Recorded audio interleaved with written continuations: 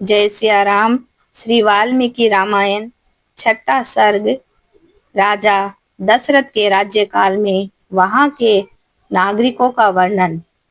ऐसे अयोध्यापुरी में राजा दशरथ प्रजा वर्ग का पालन करते और प्रजा भी उनसे बड़ी प्रेम करती। वे इक्ष्वाकु वंश के वीर थे, साथ ही धर्मपरायण और जितेंद्रिय भी थे।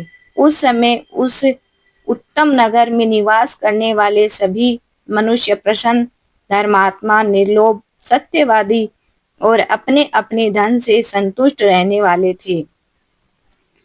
उसमें कोई ऐसा कुटुंबी न था जिसके पास उत्कृष्ट वस्तुओं का संग्रह अधिक मात्रा में न हो और जिसके अर्थ, धर्म और काममय पुरुषार्थ सिद्ध न हो। उस समय अयोध्या में कोई कामी, क्रूर, नास्तिक, कृपण, मूर्ख देखने को भी नहीं मिलता था। वहां किसी के पास भोग सामग्री की कमी नहीं थी। उसमें सभी स्नान आदि करके साफ सुथरे रहने वाले थे।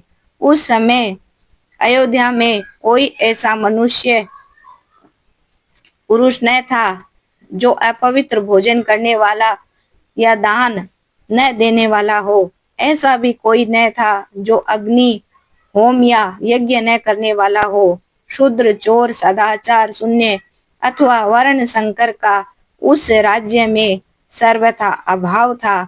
सब अपने कर्मों में लगे रहने वाले थे। श्रीहीन, रूप रहित तथा राजभक्ति से शून्य व्यक्ति देखने को नहीं मिलते थे।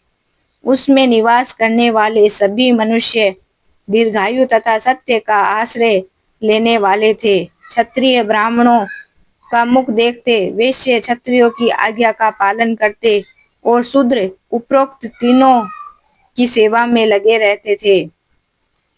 जैसे पर्वतों की गुफा सिंहों के समूह से परिपूर्ण रहता है, वैसे ही वह पूरी अस्त्र शस्त्रों के ज्ञाता के समूह से भरी पूरी थी।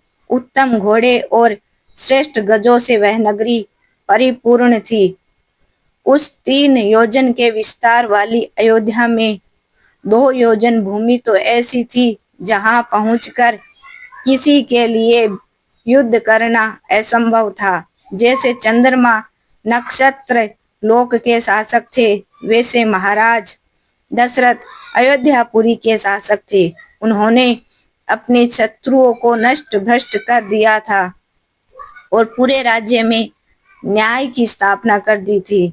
इसी प्रकार श्री वाल्मीकि निर्मित आर्ष रामायण आदि काव्य के बाल कांड में छठा सर्ग पूरा हुआ। जय सिया राम।